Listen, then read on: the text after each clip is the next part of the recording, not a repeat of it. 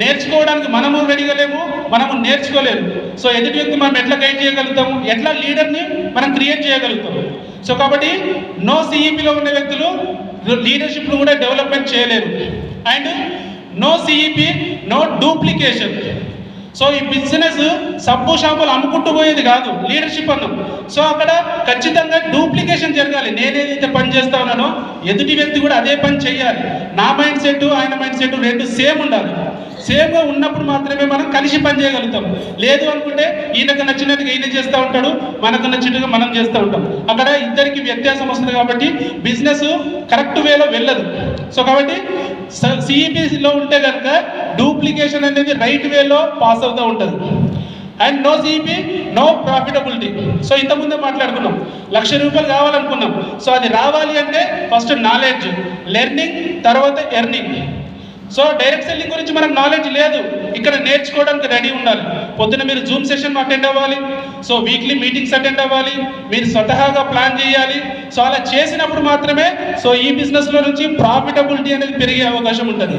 So ఎన్ని లెక్కల మీద పనిచేయాలి, ఎంత డెప్త్లో పనిచేయాలి, ఎంత చెక్ వస్తుంది, నా డౌన్లో ఎంత చెక్ రావాలి అంటే ఎక్కడ మిస్ అవుతున్నాడు, అది అంత ఎక్కడి నుంచి వస్తుంది.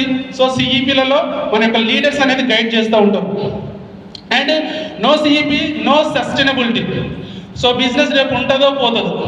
సో అట్లాంటి మైండ్ సెట్ క్రియేట్ అవుతుంది. పని చేస్తూ ఉంటాడు, కొంతమంది స్టార్లు అవుతారు. కారు కొనుక్కుంటే సార్ ఏమో సార్ నాకు చెక్కు కొద్దిగా తక్కువ వస్తుంది, ఉంటుందో పోతుందో అని చెప్పి స్టార్ అయినాక ఆలోచన చేస్తూ ఉంటాడు. కారు కొనుక్కోవడానికి భయపడుతూ ఉంటాడు. కొంతమంది కార్లు కొనుక్కుంటారు, కొనుక్కున్న తర్వాత కార్లు వేరే దాంట్లో నడుపుతూ ఉంటారు. ఏమైంది సార్ అంటే ఈ బిజినెస్లో పెద్ద ఇన్కమ్ వస్తలేదు సార్, మళ్ళీ వేరే బిజినెస్లోకి పోతారు. సో ఈ బిజినెస్ నడవది, ఆ బిజినెస్ నడవది, ఉన్న కారు అమ్ముకొని రోడ్డు మీదకి వచ్చేస్తాడు. సో కాబట్టి బిజినెస్ సస్టైనబిలిటీ ఉండాలంటే ఫస్ట్ మీరు ఖచ్చితంగా ఎడ్యుకేషన్లో కంటిన్యూ ఉండాలి. And no CEP, no growth. So growth అనేది 100% రాదండి. సో నేర్చుకోవడం రెడీ ఉన్న వ్యక్తి మాత్రమే ముందుకెళ్ళగలుగుతాడు. ఈరోజు ఏమీ చదువుకునే వ్యక్తులు ₹1,00,000 సంపాదిస్తున్నారు అంటే బికాజ్ నేర్చుకోవడం వల్ల, పని చేయడం వల్ల, దీన్ని అర్థం చేసుకోవడం వల్ల ఇది సాధ్యమైంది. కానీ నేర్చుకోకుండా ఉన్న వ్యక్తులకి అసలు గ్రోత్ ఉండదు. సంవత్సరం ముంగట అక్కడే ఉంటారు, సంవత్సరం తర్వాత ఇక్కడే ఉంటారు, నెక్స్ట్ ఇయర్ కూడా అక్కడే ఉంటారు. వాళ్ళు ఎక్కడికో వెళ్ళాలనుకుంటారు, అక్కడికి వెళ్ళరు, ఇక్కడే ఉంటారు. అక్కడికి వెళ్ళాలి, వాళ్ళు అనుకున్నది రీచ్ అవ్వాలి అంటే సో సిఈపి సబ్స్క్రైబ్ చేసుకోవాలి. No CEP, no attitude. So attitude level వచ్చేసి negative mindset, positive mindset. So ఇక్కడ నేర్చుకోవడం రెడీ లేదు కాబట్టి నెగిటివ్ థింకింగ్ ఎక్కువగా ఉంటుంది.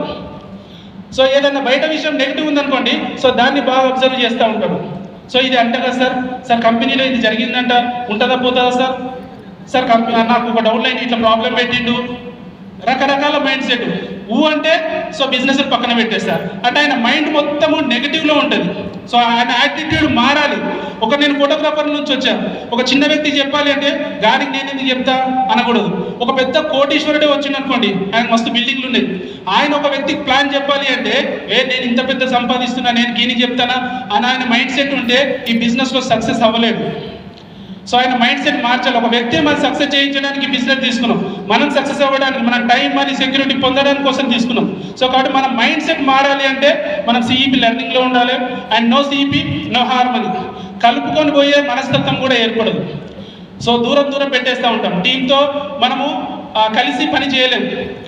సో మనం కలిసి పని చేయాలి, మంచి ఒక టీంలో ఒక మంచి హార్మోనీ క్రియేట్ చేయాలి అంటే కనుక లెర్నింగ్లో ఉండాలి. Sir next sir.